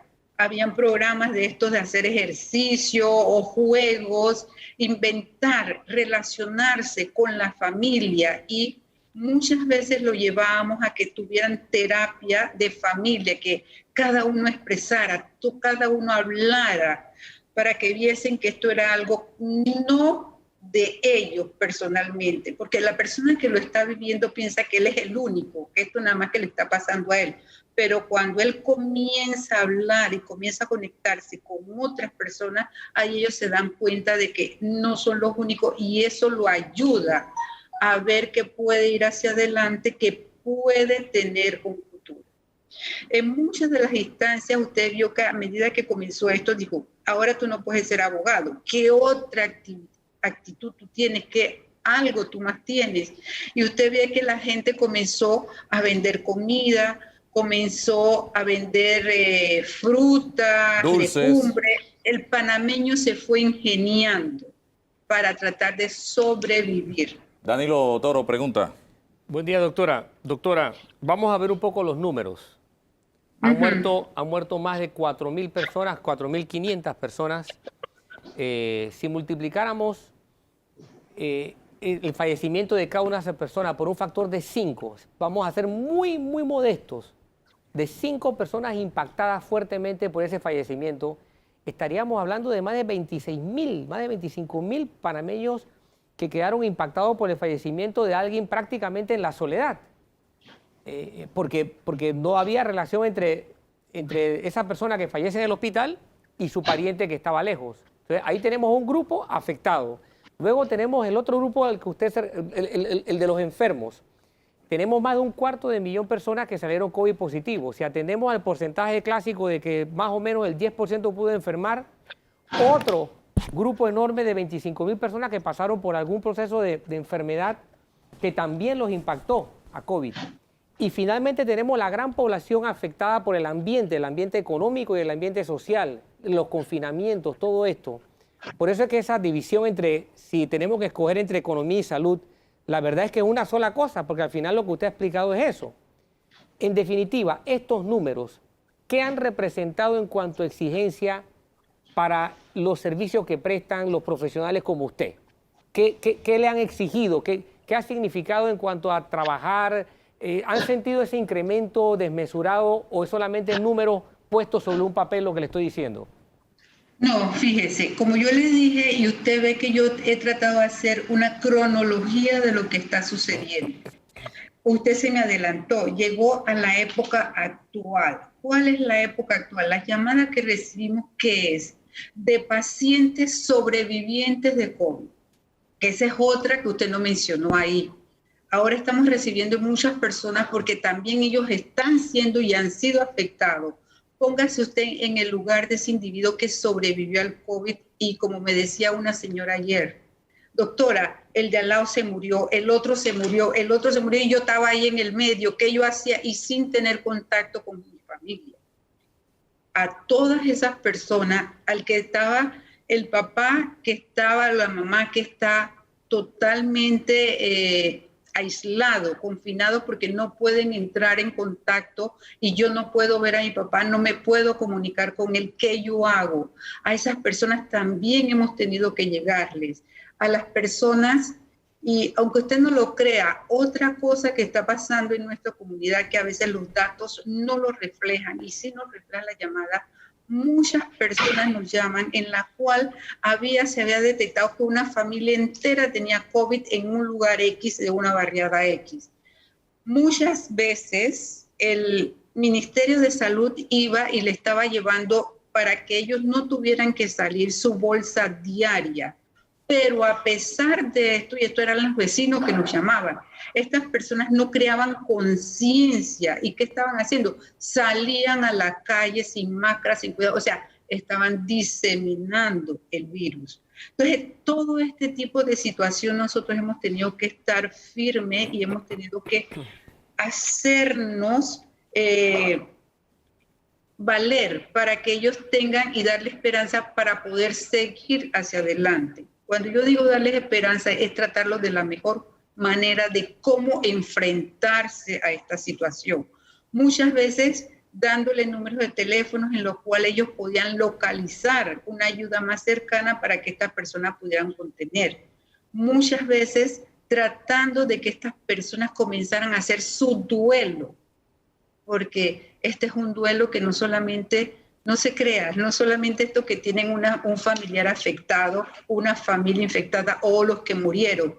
Toda nuestra sociedad tiene que hacer el duelo de esta situación. Y todos vamos a pasar por todas las etapas de un duelo. Entonces nosotros hemos tenido que estar manejando, dependiendo en qué etapa nosotros encontramos a esa persona, manejarle este duelo y hacerle saber que duelo no es solamente aquel que se va, duelo es todas estas pérdidas que estamos teniendo. Y saber que si nosotros podemos enfrentar estas pérdidas, el día de mañana nosotros vamos a poder enfrentar y recuperarnos de esto. Doctora, no es un trabajo fácil. Se me acabó el tiempo, pero quisiera unos 3 o 5 tips rapidísimos para todas esas personas que en este momento se enfrentan a miedo, a estrés y que por todos lados ven el COVID y que todo es COVID y COVID y COVID. ¿Qué hacer en este momento? Lo primero que tenemos que hacer es tener conciencia de qué es esta patología, que nadie sabe. Sí sabemos que se pasa de un ser humano a otro. Entonces, ¿qué es lo que tenemos que tener que grabarnos en la cabeza? El distanciamiento social, guardar los 2 metros de distancia, el tener que lavarnos las manos con más frecuencia, cambiarnos si venimos de la calle, quitarnos esa ropa, meternos al baño, los conceptos básicos de higiene. Y fíjense que yo comentaba que a nosotros se nos estaban olvidando los conceptos básicos de higiene. Anteriormente, usted pasaba una barriada tempranito en la mañana, la gente lavaba sus aceras. Hoy en día eso se había perdido. Vamos a tener que volver a esto, a volver a tener una higiene mejor. Si yo tengo seguridad de que yo estoy guardando el distanciamiento, que yo no voy a salir porque me estoy ahogando en la casa, que quiero pasear, entonces yo estoy tomando mi medida para cuidarme de contagiarme yo y contagiar a alguien dentro de mi casa.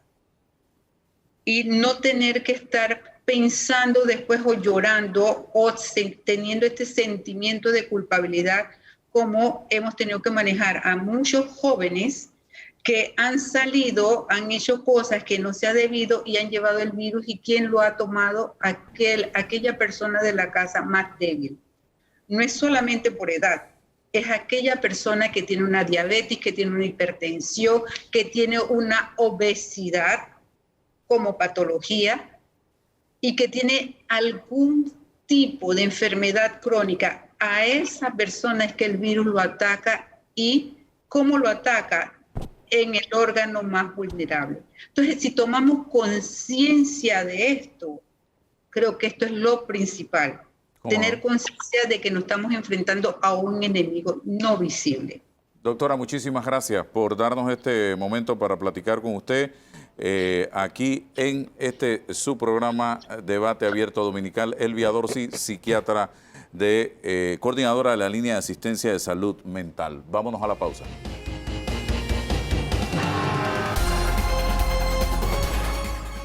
Bien, avanzamos, debate abierto. Ahora hacemos contacto internacional con el doctor Néstor Sosa, médico panameño. Él está en Estados Unidos, Danilo. Y creo que debemos formular una pregunta cajonera en este momento. Estamos, doctor, bienvenido, feliz año, en el peor momento de esta pandemia actualmente. ¿Y por qué? Sí, bueno, sí, definitivamente, digamos, las últimas semanas en Panamá y en muchos países del mundo realmente ha habido un aumento dramático en el número de casos, mucho más que lo que se vio, digamos, en los meses de abril, cuando tuvimos la primera oleada de casos. Realmente este periodo ha sido muy duro y a pesar de que bueno, que ya tenemos las vacunas, digamos, y se han empezado a distribuir a los diferentes países, hay también la preocupación de estas nuevas variantes que se transmiten más eficientemente y que puedan entrar a nuestros países. Así que estamos en un momento delicado, en un momento que hay que, primero, implementar la vacunación lo más pronto posible y, en segundo lugar, continuar con las medidas estas epidemiológicas que lleva, aunque muchos estamos cansados, pero que son esenciales para disminuir la transmisión mientras logramos que se vacune un porcentaje alto de personas. Estas vacunas, ¿cuán efectiva es a juicio suyo, doctor? Estas vacunas que están ya en el mercado y segundo, si cubren estas nuevas variantes a las que usted se refiere. Sí, bueno, primeramente los estudios fase 3 que se hicieron grandes entre los estudios, entre varios de los estudios de vacunas, son más de 60.000, 70.000 personas que han participado y en esos estudios la eficacia fue arriba del 94, 95%, que significa que si tú vacunas a la población, pues le va a dar el COVID sintomático a menos del 5% de los vacunados y el 95% van a estar protegidos por lo menos por un tiempo. No sabemos todavía cuánto dura la protección porque obviamente los estudios acaban de publicarse y las vacunas se inventaron a mediados del año pasado. pero suponemos que van a ser varios meses lo suficiente para lograr un impacto sobre la pandemia. Así que sí, por lo menos la de Moderna y la de Pfizer tienen una eficacia en los estudios de más del 95-94%. La de AstraZeneca demostró arriba del 70%, lo cual es mucho mejor que lo que la OMS recomendaba. La OMS recomendaba una eficacia mínima de 50%, por lo cual 70% o obviamente 94-95% es muy buena. Con respecto a la actividad de las vacunas contra las variantes, bueno, ya han empezado a salir, de hecho la semana pasada salieron 2 prepublicaciones, todavía no están en revistas, están en estos repositorios de publicaciones que están esperando ser aceptadas por las revistas científicas, pero indican que por lo menos con estos estudios preliminares demuestran que sí, que las personas vacunadas deben tener protección, por lo menos contra las variantes que tienen esa mutación que se llama la N501Y. Pero lógicamente hay que esperar un poco más de datos. Y quizás lo más importante es tratar de coartar la transmisión y la introducción de estas nuevas variantes a cada uno de nuestros países para estar bien seguros, ¿no? Porque realmente se transmite más eficientemente, un 50% más de transmisión en algunos de los estudios en Inglaterra. Así que como que hay que ponerse las pilas y tratar de bajar la curva antes de que se vuelvan muy prevalentes estas variantes. Y ahora no solamente está la de Inglaterra, hay también una variante en Sudáfrica y otra en Brasil, y cada una tiene sus características y hay que estar seguro que en efecto la vacuna protege contra esas variantes, ¿no? Y se están haciendo los estudios a una velocidad rapidísima para ver si hay que modificar la vacuna más adelante. Doctor, ¿usted cree, según lo que ha leído, que vamos a tener que vacunarnos anualmente contra el COVID o será una sola vez?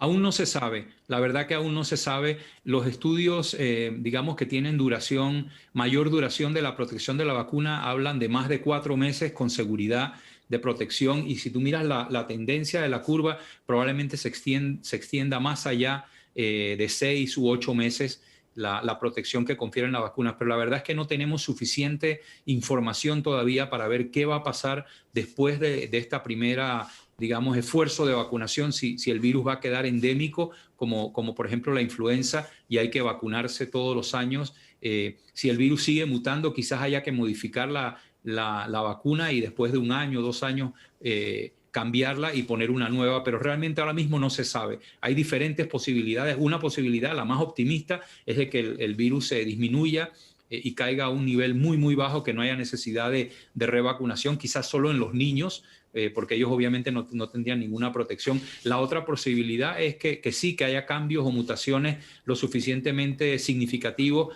como para que tengamos que cada cierto tiempo, si es como influenza, por ejemplo, cada año, modificar la vacunación. Pudiera ser cada 2 años, porque este es un virus diferente a la influenza, pero realmente no sabemos. Ha pasado muy poco tiempo desde que se han empezado a utilizar las vacunas, no tenemos suficiente información.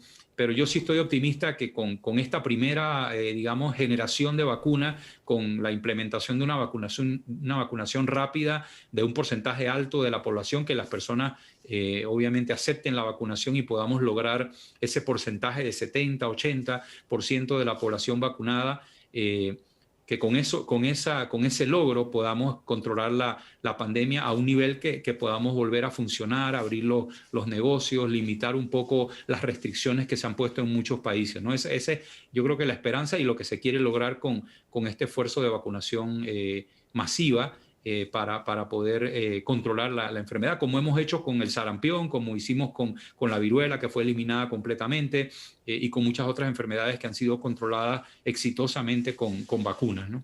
Doctor, sigue muriendo mucha gente, y el debate sobre cómo tratar de disminuir el impacto o de mitigar el impacto del virus en el organismo continúa, basado en X, Y o Z tratamiento.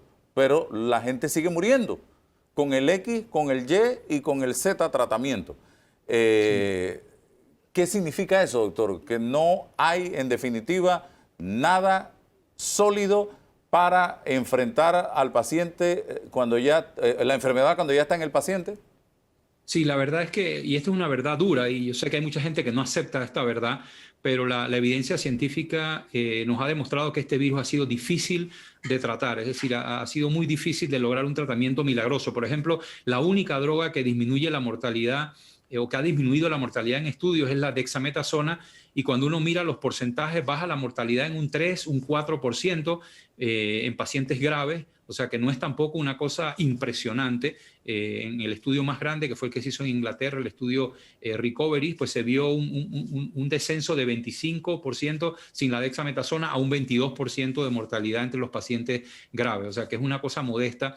Y la verdad que los otros medicamentos, por ejemplo el Remdesivir, que se usa acá en Estados Unidos, también demostró acortar la duración de la enfermedad, pero ni siquiera tuvo impacto en la mortalidad. Entonces no hemos logrado realmente una sustancia milagrosa. La hidroxicloroquina, por supuesto, está totalmente descartada. Ya hay muchos estudios bien controlados y adecuadamente diseñados que no ha demostrado ninguna utilidad ni temprano, ni tarde, ni como prevención, ni como para pacientes leves, ni graves.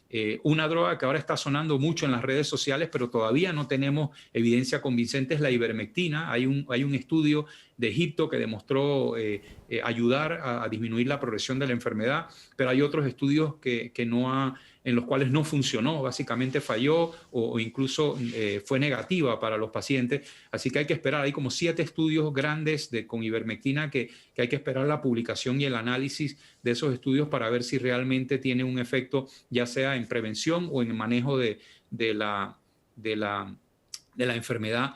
Algunas cosas que sí han demostrado por lo menos disminuir las hospitalizaciones ha sido el uso de los anticuerpos monoclonales, que realmente yo no veo en Panamá mucho comentario sobre eso, quizás porque son medicamentos muy costosos, pero fue lo que se le dio al presidente Trump y a muchos de los políticos que se afectaron. Los anticuerpos son como una especie de vacuna pasiva, es decir, le transmitimos a las personas, se le transfunde una inyección de anticuerpos que atacan al virus, y si se da tempranamente, si se da antes que la persona haya desarrollado sus propios anticuerpos, y es una persona de riesgo, disminuye un 70% la hospitalización. Acá nosotros en todos los Estados Unidos hay centros de infusión de monoclonales, eso es lo que estamos haciendo, la Clínica Mayo, mi hospital, todos estamos usando estos anticuerpos monoclonales, pero obviamente son medicamentos costosos porque son biológicos, hay que darlo inyectado, o sea que no es una pastillita que te puedes tomar en tu casa, tienes que ir a este centro especial a recibir una infusión. Pero por lo menos la experiencia preliminar y lo que se ha publicado es favorable para disminuir las hospitalizaciones. También el famoso plasma de pacientes convalecientes. Bueno, los argentinos hicieron un estudio muy bien diseñado con 80 pacientes recibiendo el plasma, 80 pacientes en el grupo control, y demostraron una disminución de 50% del agravamiento, del desarrollo de la falla ventilatoria en pacientes mayores de 65 años con factores de riesgo. Pero usted decía en un tuit que leí que el momento preciso en que se debe hacer o aplicar este plasma convaleciente. Sí, es súper temprano, no hay evidencia de ninguna utilidad tardíamente. Yo he escuchado y he visto, por ejemplo, en las redes sociales que en Panamá piden plasma a personas que están en intensivo y fulano está muy grave en intensivo, por favor ayúdenos. En esa etapa ya probablemente el plasma no tiene evidencia. Aquí hay un estudio con más de 35,000 pacientes hecho por el doctor Joyner y el doctor Casadeval de la Clínica Mayo, y demostró claramente que no había ningún beneficio cuando se da más allá de 4 días. Y la razón es muy sencilla, porque después de 4 o 5 días de síntomas, la persona ya tiene sus anticuerpos y el plasma no te suma nada, no te ayuda en nada, porque ya lo que el virus iba a hacer ya lo hizo, y está obviamente el proceso inflamatorio tardío. Entonces, si uno lo da temprano, cuando la persona todavía no ha tenido tiempo de producir anticuerpos, y esos anticuerpos atacan al virus, y temprano me refiero a menos de 3 días de haber iniciado síntomas, es un momento donde puede funcionar, y los argentinos lo demostraron con el estudio publicado en el New England Journal hace escasamente una semana. Así que sí, yo la verdad que recomiendo y esto lo puse en mi Twitter, recomiendo que el enfoque en el tratamiento en Panamá del uso del plasma convaleciente sea temprano. O sea, si tú ves que una persona entra al hospital y tiene más de 65 años, sufre del corazón o de hipertensión o diabetes o insuficiencia renal, ese es el momento cuando la persona está cruzando el umbral de prácticamente del cuarto de urgencia, de empezar a buscar el plasma convaleciente, o mejor aún, tener una reserva de plasma convaleciente con altos títulos de anticuerpos, porque hay que probar los anticuerpos del plasma, tenerlo listo para darlo. En vez de estar usando hidroxicloroquina o ivermectina, que todavía no tienen evidencia, por lo menos si vas a hacer un esfuerzo y gastar esfuerzo, hacerlo de una manera organizada y coordinada para darlo tempranamente, o tratar de comprar los anticuerpos monoclonales y ver si el gobierno puede apoyar en esa estrategia para disminuir las hospitalizaciones y el agravamiento. No en todo, o sea, una persona de 20 años probablemente va a tener un curso menos complicado, pero un abuelito, una persona mayor, una persona que ya de por sí tiene enfermedades graves de fondo, es importante tratar de o darle los anticuerpos monoclonales tempranamente o ponerle plasma convaleciente con altos títulos de anticuerpos, y los hematólogos, los expertos saben cómo medir estos anticuerpos, y entonces ponérselo rápidamente, no cuando lleva ya 5 días en intensivo y está intubado y probablemente en esta etapa pues no tiene ningún beneficio el darlo. Es más una cosa heroica, pero no tiene evidencia de que funcione más allá de 4 días. Excelente información, Danilo. Doctor, mientras contestaba usted a la pregunta de Álvaro, pensaba yo que si usáramos un símil de la vacuna, podríamos decir que la eficacia equivale a un buen despegue de un avión, pero no sabemos cuánto combustible hay mientras el avión está volando. Así es que eso se lo dejo para que la gente pueda tener idea de que la vacuna todavía va a seguir teniendo impactos económicos sobre los presupuestos de salud de los países, porque claro, habrá que comprarla de alguna forma si se da el caso de que sea recurrente. Doctor, aparte de este comentario, pregunto lo siguiente. En Estados Unidos hay una verdadera ola fulminante de COVID, realmente fulminante, más de 4.300, 400 personas muertas en un día, pero hay un lugar, por ejemplo, en Los Ángeles, en donde hay una explosión terrible y está muriendo una persona cada 6 minutos en Los Ángeles. Y me llama la atención que el grupo poblacional, uno de los grupos poblacionales más golpeados son los latinos. ¿Por qué cree usted que esto está ocurriendo?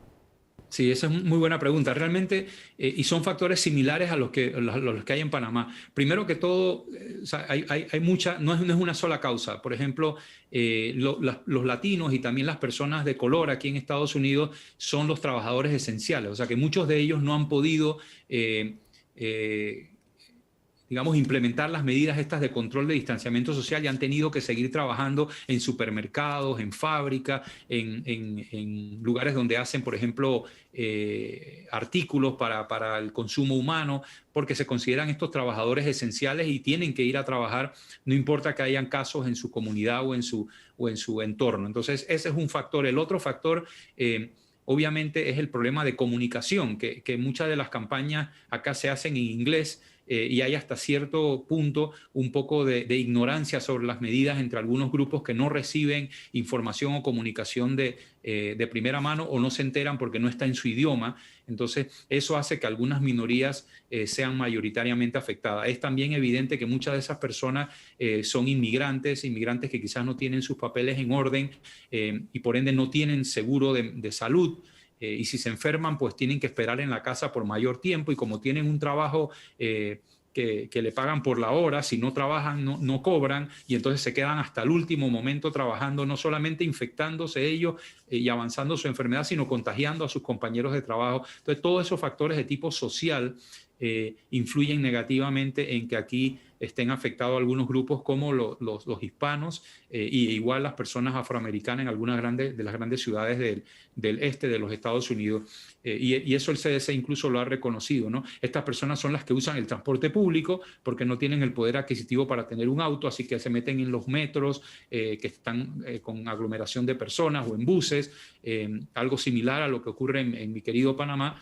Y entonces ahí hay también oportunidades de transmisión. Tú te sientas en un bus a la hora pico del tráfico o en un metro en Nueva York o en Los Ángeles o en cualquier ciudad donde haya transporte público y ahí tienes un riesgo de contagiarte y encima no tienes seguro médico, no tienes acceso a cuidados médicos y llegas un poco más afectado cuando llegas al hospital. Entonces todo esto yo creo que son factores que han influido para que estas minorías sean sobreafectadas y hay un esfuerzo obviamente en las comunidades por tratar de mejorar el mensaje, dar mensajes en el idioma nativo de la persona e incluso proteger a los trabajadores esenciales y están incluidos, por ejemplo, en los planes de vacunación de muchos estados están en las prioridades en la fase 1B, 1A, para incluir a todas estas personas vulnerables, ¿no? que realmente no pueden estar como uno en su casa trabajando desde la computadora porque tienen que estar en la fábrica de salchicha o son policías o son gente que está en el frente atendiendo público, ¿no? Bueno, doctor, excelente, extraordinaria esta plática con usted en el día de hoy. Le agradecemos de todo corazón la oportunidad que nos da de aprender todo esto que nos ha dicho en este momento. Bien, gracias. Vamos entonces terminando ya el programa en el día de hoy. Agradecidos a todos ustedes por la atención dispensada. Danilo, gracias a todos entonces. Hasta el próximo domingo, si Dios nos da permiso.